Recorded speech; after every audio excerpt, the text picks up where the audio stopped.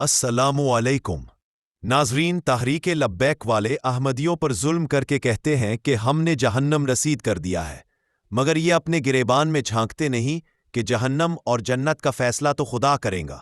مگر یہی لوگ جو کل تک قائد اعظم اور پاکستان کے شدید مخالف تھے، ہندوؤں کے ساتھ کانگریس کے ممبر تھے، بعد ازاں پاکستان میں ہندوؤں کے ایجنٹ بن کر گھس گئے اور پھر مذہبی منافرت، فساد، فتوے بازی سے آہستہ آہستہ ملک کے ٹکڑے کیے اور اپنے اپنے جتھے بنا کر بیٹھ گئے۔ آج ملک اور معیشت اور عوام کے کردار اور افعال کا ستیاناس مار چکے ہیں، جیسے یہ خود تھے فسادی، مشرک و ملحد، بے ایمان، غدار، دین فروش و وطن دشمن۔ انہوں نے اکثر عوام کو بنا دیا ہے۔ کرپٹ بیوروکریٹ اور سیاستدانوں کے ساتھ ملی بھگت کر کے یہ لوگ ملک کا امن، سکون، اتحاد اور وسائل و دولت مل بانٹ کر کھا چکے تھے۔ اب مزید فساد کی راہوں سے ملک کا بچا کھچا ڈھانچہ بھی نوچ رہے تھے۔ دعا ہے کہ عوام اب بھی اگر عقل و تقویٰ کی راہ اختیار کر لے اور ہمت کر کے باعمل بنے، دعائیں کریں، تو اللہ ان ملا اور ان کے ساتھ کے کرتے دھرتے لوگوں کی لوٹ کھسوٹ، شر و فساد سے ملک و قوم کو بچائے۔ ناظرین، آج ہم شہادت کے رتبے کے بارے میں بات کریں گے۔ ٹی ایل پی والے تو احمدیوں پر ظلم کرتے ہیں، مگر ان کو کیا معلوم احمدی تو شہادت کا رتبہ حاصل کرتے ہیں۔ یہ ظالم تو اپنے گریبان میں جھانکتے نہیں کہ شہادت کسے کہتے ہیں۔ ہم ہر پروگرام میں یہی چاہتے ہیں کہ صحیح تعلیم سے آراستہ کیا جائے۔ مرتبہ شہادت سے وہ مرتبہ مراد ہے جبکہ انسان اپنی قوت ایمان سے اس قدر اپنے خدا اور روز جزا پر یقین کر لیتا ہے کہ گویا خدا تعالیٰ کو اپنی آنکھ سے دیکھنے لگتا ہے۔ تب اس یقین کی برکت سے اعمال صالحہ کی مرارت اور تلخی دور ہو جاتی ہے، اور خدا تعالیٰ کی ہر ایک قضاء و قدر بباعث موافقت کے شہد کی طرح دل میں نازل ہوتی اور تمام سینہ سینہ کو حلاوت سے بھر دیتی ہے، اور ہر ایک ایلام انعام کے رنگ میں دکھائی دیتا ہے۔ سو شہید اس شخص کو کہا جاتا ہے جو قوت ایمانی کی وجہ سے خدا تعالیٰ کا مشاہدہ کرتا کو اور اس کے تلخ قضاء و قدر سے شہد شیرین کی طرح لذت اٹھاتا ہے، اور اسی معنی کے روح سے شہید کہلاتا ہے، اور یہ مرتبہ کامل مومن کے لیے بطور نشان کے ہے۔ عام لوگ تو شہید کے لیے اتنا ہی سمجھ بیٹھے ہیں کہ شہید وہ ہوتا ہے جو تیر یا بندوق سے مارا جاوے یا کسی اور اتفاقی موت سے مر جاوے، مگر اللہ تعالیٰ کے نزدیک شہادت کا یہی مقام نہیں ہے۔ میرے نزدیک شہید کی حقیقت قطع نظر اس کے کہ اس کا جسم کاٹا جاوے کچھ اور ہی ہے، اور وہ ایک کیفیت ہے جس کا تعلق دل سے ہے۔ یاد رکھو کہ صدیق نبی سے ایک قرب رکھتا ہے اور وہ اس کے دوسرے درجے پر ہوتا ہے، اور شہید صدیق کا ہمسایہ ہوتا ہے۔ اولیاء اللہ اور وہ خاص لوگ جو خدا تعالیٰ کی راہ میں شہید ہوتے ہیں، وہ چند دنوں کے بعد پھر زندہ کیے جاتے ہیں، جیسا کہ اللہ تعالیٰ فرماتا ہے وَلَا أَحْسَبَنَّ الَّذِينَ قُتِلُوا فِي سَبِيلِ اللَّهِ أَمْوَاتًا بَلْ أَحْيَاءٌ آل عمران 17۔ یعنی تم ان کو مردے مت خیال کرو جو اللہ کی راہ میں قتل کیے جاتے ہیں، وہ تو زندہ ہے۔ حضرت خلیفۃ المسیح الخامس ایدہ اللہ تعالی بنصر العزیز فرماتے ہیں، عام طور پر شہید کا مطلب یہ لیا جاتا ہے کہ جو خدا تعالیٰ کی راہ میں قربان ہو جائے۔ بے شک ایسا شخص جو خدا تعالیٰ کی راہ میں اپنی جان قربان کرتا ہے، شہید کا مقام پاتا ہے۔ اللہ تعالیٰ اس کے لیے جنت کے دروازے کھول دیتا رہے۔ لیکن شہید کے معنی میں بہت وسعت ہے، یہ معنی بہت وسعت لیے ہوئے ہے، اور بھی اس کے مطلب ہے۔ اس لیے آج میں حضرت مسیح موعود علیہ الصلاۃ والسلام کے ارشادات اور بعض احادیث کے حوالے سے اس بارے میں کچھ کہوں گا۔ یہاں ان ممالک میں پلنے اور بڑھنے والے بچے اور جوان یہ سوال کرتے ہیں، کئی دفعہ مجھ سے سوال ہو چکا ہے۔ گزشتہ دنوں ہیمبرگ میں واقفات 9 کی کلاس تھی، تو وہاں بھی غالباً ایک بچی نے سوال کیا کہ جب آپ شہداء کے واقعات بیان کرتے ہیں تو اکثر کے واقعات میں یہ ذکر ہوتا ہے کہ وہ اپنے قریبی عزیزوں کو کہتے ہیں کہ دعا کرو کہ میں شہید ہو جاؤں یا شہید کا رتبہ پاؤں۔ شہادت تو قسمت والوں کو ملا کرتی ہے، تو شہید ہونے کی دعا کے بجائے سوال یہ ہوتا ہے کہ یہ لوگ دشمن پر فتح پانے کی دعا کیوں نہیں کرتے؟ یقیناً دشمن پر غلبہ پانے کی جو دعا ہے، یہی اول دعا ہے، اور الہی جماعتوں سے خدا تعالیٰ کا یہ وعدہ بھی ہے کہ غلبہ انہی کو حاصل ہونا ہے، فتوحات انہی کی ہے۔ اور حضرت مسیح موعود علیہ الصلاۃ والسلام کو بھی متعدد مرتبہ اللہ تعالیٰ نے کامیابی اور فتوحات کی اطلاع دی اور غلبہ کی خبر دی، اور ہمیں یقین ہے کہ اس کے واضح اور روشن نشانات بھی جماعت احمدیہ دیکھے گی۔ اللہ تعالیٰ کے فضل سے اس کے آثار بھی ہم دیکھ رہے ہیں۔ بلکہ ہر سال باوجود مخالفت کے لاکھوں کی تعداد میں بیعت کر کے جو لوگ احمدیت میں شمولیت اختیار کر رہے ہیں، اور ان ملکوں میں بھی بیعتیں ہو رہی ہیں جہاں مخالفت بھی زوروں پر ہے، تو یہ سب چیزیں ترقی اور فتوحات ہی ہیں جس کے نظارے ہم دیکھ رہے ہیں۔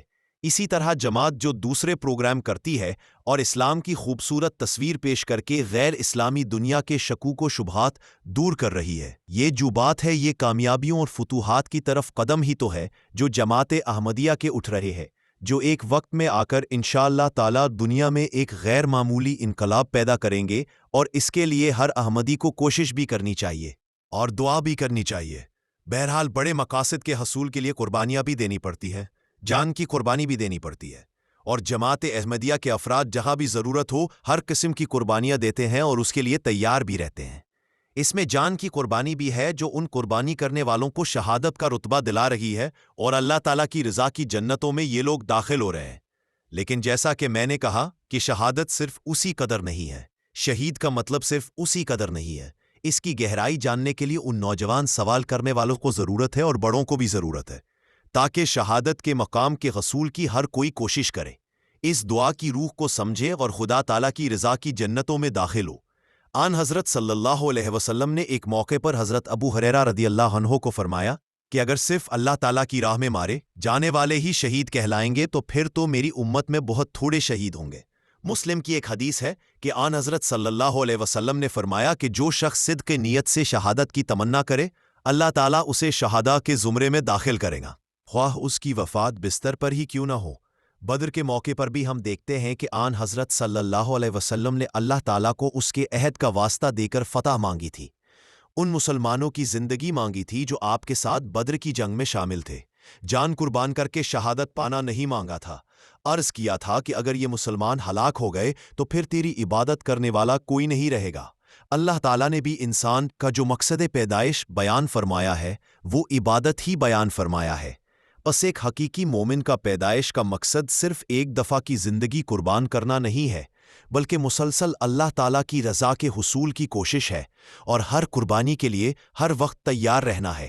ہاں، یہ بھی احادیث میں آتا ہے کہ ایک مومن جنگ کی خواہش نہ کرے، لیکن جب زبردستی اسے اس میں گھسیٹا جائے، جب دین کے مقابلے پر ایک مومن کی جان لینے کی کوشش کی جائے تو پھر وہ ڈر کر پیچھے نہ ہٹے، بلکہ مردانہ لار اپنی جان کا نذرانہ پیش کرے اور اس سے کبھی پیچھے نہ ہٹے۔ جب جنگوں کی اجازت اور حالات تھے تو دشمن کا مقابلہ کر کے یا جان قربان کر کے ایک مومن شہادت کا رتبہ پاتا تھا یا فتح پاتا تھا، اور اس میں کسی قسم کا خوف اور ڈر شامل نہیں ہوتا تھا۔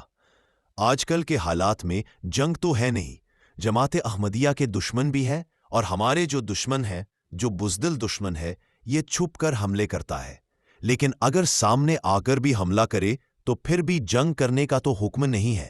بعض احمدیوں کو وارننگ کے خطوط بھی آتے ہیں کہ یا احمدیہ چھوڑ دو یا مرنے کے لیے تیار ہو جاؤ، تو اس وقت ایک مومن کی مروانگی یہی ہے، اور پاکستان کے احمدی اس بات کا اظہار کرتے ہیں کہ جان تو بے شک چلی جائے مگر دین اور خدا تعالیٰ کی رضا کو قربان نہیں کیا جا سکتا۔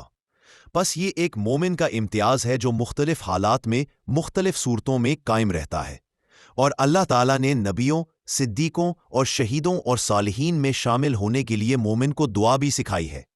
لیکن شہادت کی وسعت کیا ہے؟ جیسا کہ میں نے کہا، اس کا مطلب کیا ہے، اس کا فلسفہ کیا ہے، اس کی گہرائی کیا ہے؟ اس کو سمجھنے کے لیے اللہ تعالیٰ نے ہم پر احسان کرتے ہوئے ہمیں زمانے کے امام مسیح موعود اور مہدی موعود علیہ السلام کو ماننے کی توفیق عطا فرمائی ہے، جنہوں نے ہمیں کھول کر اور واضح کر کے اس بارے میں سمجھایا ہے کہ یہ کیا چیز ہے۔ اس وقت میں یہ آیت جو پہلے بیان کر چکا ہوں، نبی، صدیق اور شہید اور صالحین، ان سب کی خصوصیات کے بارے میں تو بیان نہیں کروں گا۔ جیسا کہ میں نے کہا کہ شہید کے بارے میں سوال ہوتا ہے، اور اسی کو آپ کی تفسیر اور وضاحت کی روشنی میں اس وقت بیان کروں گا، کیونکہ شہید کا ہی ذکر ہو رہا ہے۔ باقی جو ہے اگلی قسط میں انشاءاللہ بیان کریں گے۔ انی مہین من ارادہ احانتک، حضرت مسیح پاک علیہ السلام کا یہ الہام احمدیت کے مخالفین پر ہمیشہ پورا ہوتا آیا ہے۔ ذوالفقار بھٹو نے بقول 90 سالہ مسئلہ حل کیا، ضیاء الحق نے طاقت کے نشے میں جماعت احمدیہ کے بنیادی انسانی حقوق پامال کرتے ہوئے پابندیاں لگائیں، ان دونوں حکمرانوں کا انجام دنیا نے دیکھا، انشاءاللہ یہ خدائی الہام ہمیشہ پورا ہوتا رہے گا۔ جماعت احمدیہ ہر دن نئی فتوحات اور ترقیات کی نئی منازل طے کرتی چلی جائے گی۔ مخالفین احمدیت 130 سالوں سے ناکام و نامراد ہو رہے ہیں اور ہمیشہ ناکام نامراد رہیں گے۔ انی مہین من ارادہ احانتکا، وہ دن یاد رکھو جس دن کسی بھی شخص نے نیکی کا جو کام کیا ہوگا اسے اپنے سامنے موجود پائے گا، اور برائی کا جو کام کیا ہوگا اس کو بھی اپنے سامنے دیکھ کر یہ تمنا کرے گا کہ کاش اس کے اور یہی نے اس کی بدی کے درمیان بہت دور کا فاصلہ ہوتا، اور اللہ تمہیں اپنے عذاب سے بچاتا ہے۔ سورہ آل عمران 30۔ مزید نئی اپڈیٹ کے لیے چینل کو سبسکرائب اور ویڈیو کو شیئر ضرور کریں۔ کمنٹ سیکشن میں اپنی رائے ضرور دیں۔ پروگرام کیسا لگا یہ بھی ضرور بتائیں۔ YouTube channel message of Islam